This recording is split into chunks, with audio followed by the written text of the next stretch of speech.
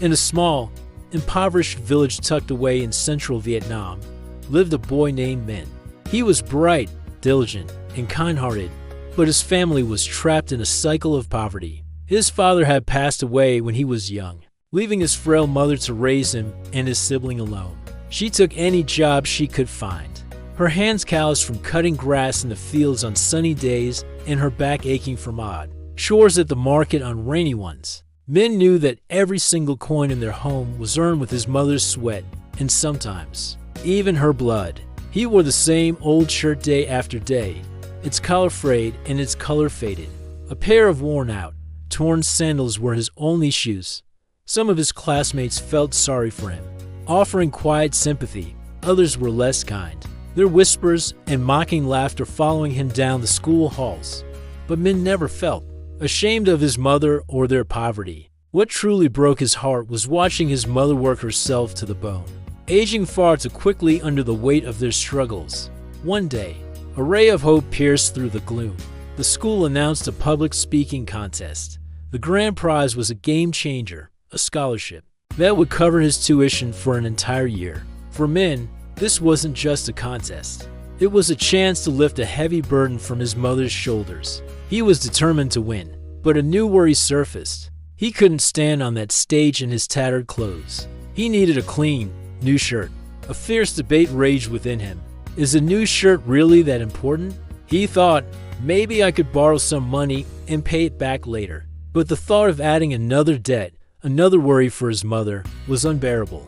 He felt trapped. The day before the competition, a classmate named Hung pulled him aside. Why even bother with the contest, Minh? Hung said with a knowing look. You might not even win. I know an easier way to get what you want. My uncle is generous.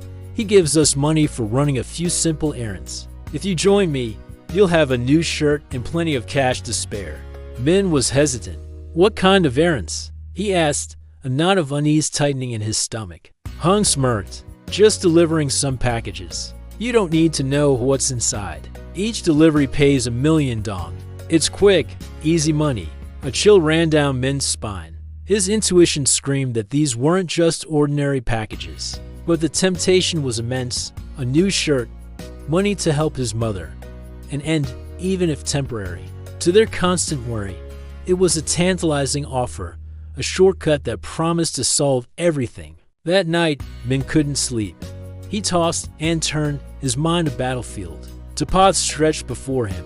One was quick and easy, paved with money, but it required him to close his eyes to what was right and take a dangerous risk. The other path was the one he'd always known, hard, uncertain, and filled with hardship, but it allowed him to keep his conscience clear.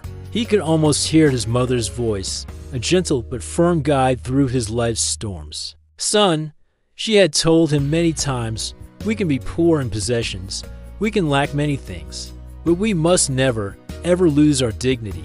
Money earned the wrong way doesn't add to your life, it steals your worth as a person. Her words echoed in the quiet darkness, clarifying his choice. The next morning, Minh walked into school wearing the same patched shirt and old sandals. As he expected, some students whispered and pointed.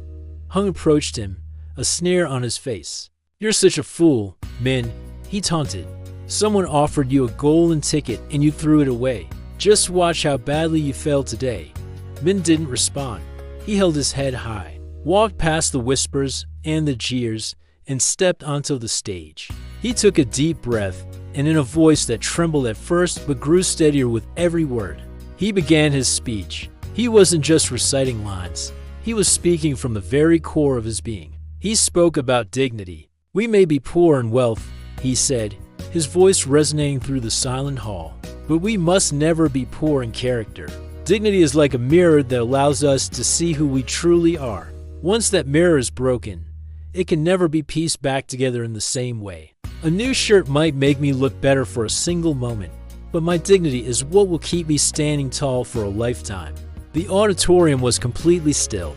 When he finished, a wave of applause thundered through the room, shaking the very walls. He saw his teachers in the front row, their eyes glistening with tears. They weren't just clapping for a good speech, they were applauding his courage and his conviction. Minh won first prize. The judges were moved not just by the power of his words, but by the raw authenticity that's shown. Through them, the scholarship was his. He could now continue his studies without the constant shadow of tuition fees looming over his family. When he arrived home, he quietly handed the certificate and the prize money to his mother. She looked at the paper, then at her son, and pulled him into a tight embrace, tears of pride and relief streaming down her cheeks. In that moment, she knew her son had grown into a man not just in knowledge, but in unwavering integrity. As for Hung, his path of easy money led to a dead end. He was eventually caught for his role in an illegal operation and was expelled from school. Min's story became a quiet legend at the school. Students no longer saw a poor boy in a patched shirt. They remembered the image of a young man standing proudly on stage, his old clothes irrelevant, his eyes shining with a confidence that no amount of money could buy. Min had proven a timeless truth. Poverty of material things is a challenge that can be overcome, but poverty of dignity is a loss that can strip a person of everything.